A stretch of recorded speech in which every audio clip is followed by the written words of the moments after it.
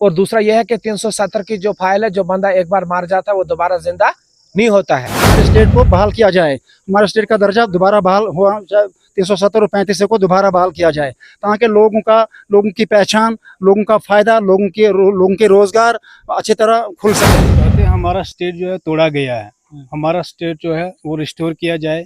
और हम इसी मकसद से यहाँ आए हैं कि हमारे इलाके में, हमारे स्टेट में जो भी है बेरोजगारी बहुत है। साल के बाद जम्मू कश्मीर में जो है वो असेंबली इंतखाब हुए और आज जो सेकंड फेज के जो इलेक्शन हो रहे हैं, इस वक्त हम आप गुलाबगढ़ कॉन्स्टिट्यूंसी में मौजूद हैं और मेरे साथ यहाँ के कुछ मुकामी लोग हैं, इनसे जानने की कोशिश करेंगे कि आपने वोट कास्ट किया और क्यों किया, इसका मकसद क्या था और उम्मीदें हैं आपको। शुक्रिया, अस्सलाम वालेकुम रहमतुल्लाह। आपसे ये मुखातिब होना चाहता हूँ कि 2014 से लेकर 2024 के तक 10 सालों के बाद हमें ये इलेक्शन करने का ये मौका मिला। हम गवर्नमेंट को ये खुशी से मुबारकबाद देना चाहते हैं। हमें ये इलेक्शन का मौका 10 साल के बाद मिला। 5 नवंबर 2019 को हमारा स्टेट फूड को तोड़ा गया था। इसको हमारे स्टेट जम्मू कश्मीर को 3 हिस्सों में बांटा गया है, अभी तक हुआ नहीं। हम ये पुरजोर गरीब आवाम की तरफ से, गुलाबगढ़ कॉन्स्टिट्यूंसी के लोगों की तरफ से ये हमारी अपील है कि हमारे स्टेट को बहाल किया जाए, हमारे स्टेट का दर्जा दोबारा बहाल हुआ, 370 और 35 को दोबारा बहाल किया जाए, ताकि लोगों की पहचान, लोगों का फ़ायदा, लोगों के रोज़गार अच्छी तरह खुल सकें। हमारे इसमें इलाका गुलाबगढ़ के अंदर जो डेली वेज लड़के हैं, उनकी तनख्वाहें अभी पूरी नहीं है, ना उनको पक्का किया जा रहा है।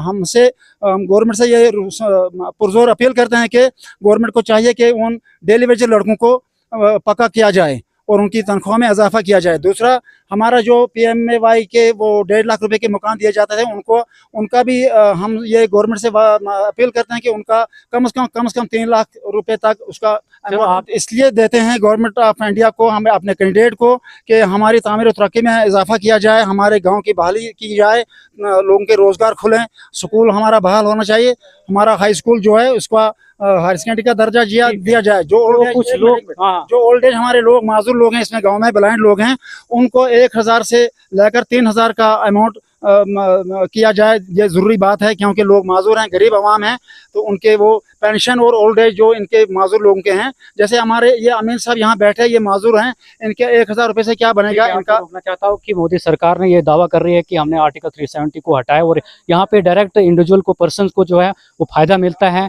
और यहाँ पे जो डायरेक्ट जो स्कीमें इम्प्लीमेंट हुई है और विकास की बात उन्होंने की है। और आप इसको किस तरह से आप चाहते हैं कि स्टेट फूड को रेस्टोर किया जाए? सर, हम तो चाहते हैं हमारा स्टेट जो है तोड़ा गया है, हमारा स्टेट जो है वो रिस्टोर किया जाए। और हम इसी मकसद से यहाँ आए हैं कि हमारे इलाके में, हमारे स्टेट में जो भी है बेरोजगारी बहुत है। सर, अभी हमारे पास जो नौजवान बच्चे हैं, कोई दिहाड़ी कठुआ में कर रहा है, कोई कश्मीर में कर रहा है, वहाँ पे भी उनको दिहाड़ी नहीं लग रही, क्योंकि हमारा नौजवान बच्चों को जो है रोजगार मिलना चाहिए। तो हम लोग जो है अनपढ़ बैठे। तो आप क्या कहना चाहोगे? आप वोट डालने आए और आपका जो है क्या उम्मीद है अपने कैंडिडेट से? और आप सर, हमें अपने कैंडिडेट से ये उम्मीद है कि हम तो वोट डेवलपमेंट के मुद्दे पे वोट देने आए, और हमें ये उम्मीद है कि आने वाली इलेक्शन के बाद, आने वाली सरकार के बाद डेवलपमेंट ज़रूर होगी। तो आप क्या कहना चाहोगे चाचा? बस यही जो इससे बोला सर, यही हम चाहते हैं कि हमारा मतलब इलाके में शांति होनी चाहिए। हमारे इलाके में मतलब बेरोज़गारी है बहुत, हमें मतलब रोज़गार, बाकी जो ये है डेली वेजर, इनको परमानेंट होना चाहिए। वोटर भी अभी भारतीय जनता पार्टी के और प्रेसिडेंट भी हैं माइनॉरिटी मोर्चे का, डिस्ट्रिक्ट प्रेसिडेंट, इनसे जाने की कोशिश करेंगे कि एक तरफ से लोग कह रहे हैं कि जम्मू कश्मीर में स्टेट फूड को रेस्टोर किया जाएगा, आर्टिकल 370 जो है नेशनल कॉन्फ्रेंस दावा कर रही है कि उसको हम वापस करेंगे और फिर से बहाल करेंगे आर्टिकल 370 को। और आप कहते हैं कि मोदी सरकार ने यहाँ पे जो है वो 4 चांद लगाए, यहाँ पे जो डेवलपमेंट के जो काम किए हैं, बहुत सारे जो यहाँ पे काम है, डायरेक्ट जो इंडिविजुअल्स को फायदा मिलता है। देखते हो कि वो दिन 5 अगस्त 2019 जम्मू कश्मीर को वो भूल नहीं रहा है, जो यहाँ से जब सन्नाटा छाया था, पूरे कश्मीर को घरों में बंद किया था। जो 370 था, ये 3 फैमिलीज के लिए था, इनकी रिजर्वेशन थी। PDP, नेशनल कॉन्फ्रेंस और कांग्रेस, यहाँ खानदानी राज था। यहाँ महबूबा मुफ्ती ने कहा था कि जब 370 और 35 को खत्म करेंगे, यहाँ तिरंगे को कंधा देने वाला कोई नहीं होगा। आज कन्याकुमारी से लेकर और कौसरनाग तक, गुलाबगढ़ और हर जगह आप देख रहे हैं कि हर घर तिरंगा प्रोग्राम हुआ। ये इसलिए हुआ कि जो 370 है, ये कोर्ट का फैसला था, वो भी है। और दूसरा यह है कि 370 की जो फाइल है, जो बंदा एक बार मार जाता है वो दोबारा जिंदा नहीं होता है।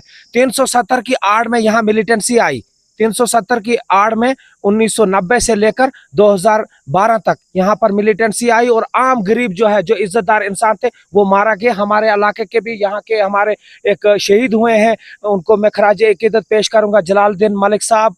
और हमारे यहाँ पर मिलिटेंटों ने यहाँ सलधार में हमारे सूबेदार समद साहब थे, ऐसे ऐसे नौजवानों को और ऐसे ऐसे लोगों को मारा था। इसकी आड़ में ये गरीब लोगों का खून का इस्तेमाल करते थे। और यहाँ पर आज तक 70 साल से पहले यहाँ जो हुकूमतें बनी वो गरीबों की लाशों पर बनी, वो हिंदू मुसलमान के नाम पर बनी। और खानदानी राज जो है ये नेशनल कॉन्फ्रेंस PDP और कांग्रेस पार्टी ने यहाँ बंदूक लाकर यहाँ के जवानों का कत्ल कराया, यहाँ लाशों पर हमेशा सियासत की है। दूसरी बात रही है कि डेवलपमेंट एक प्रोसेस शुरू हुआ है यहाँ बुद्धल से लेकर रामबन तक 1600 करोड़ रुपए का जो प्रोजेक्ट चल रहा है, 4 वे बन रहा है यहाँ रियासी से लेकर और महौर तक 4 वे बन रहा है। और यहाँ पर आज एक डेवलपमेंट का प्रोसेस शुरू हुआ है। तो आप बताएं। तो अब मसला ये है कि जो यहाँ की बेरोजगारी है, जो ये डेली वेजर्स का मसला है, ये नेशनल कॉन्फ्रेंस की देन है। इनको सफेद कागजों पर लिख कर दिया था, ये कांग्रेस की देन है। ये जो हमारे यहाँ इंडिपेंडेंट कैंडिडेट उठे हैं एजाज खान साहब, ये उनकी देन है। यहाँ उन्होंने अपना प्रेशर रखा था। ये एक मकान आता था, भारत श्रेष्ठ भारत, मेरा भारत महान, और मुल्क को ऊंचाइयों में ले जाने वाला वज़ीर आज़म जिसने पूरी दुनिया में अपना डंका बजाया है। अगर बीजेपी मुसलमानों के खिलाफ होती तो शेख हसीना को यहाँ नहीं रहने देते।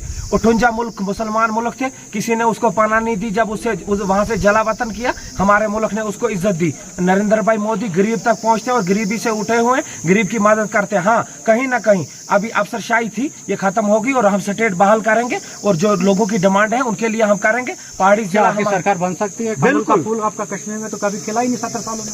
ये 70 सालों में यहाँ भी अभी लोगों ने वोट नहीं दिया, हमारा वोट बढ़ गया है, हमारा वोट बैंक बढ़ गया है। हमारी दोनों जम्मू सूबा की दोनों सीटें जो हैं वो हमने प्रधानमंत्री साहब के नाम पर दोनों जो सीटें वहाँ जीते हैं। जिला में हम 3 की 3 सीटें जीत रहे हैं। भारतीय जनता पार्टी अपने दम पे, यहाँ की गुलाबगढ़ की सीट को क्या करें? ये गुलाबगढ़ की सीट जो है ये भारतीय जनता पार्टी जीतेगी।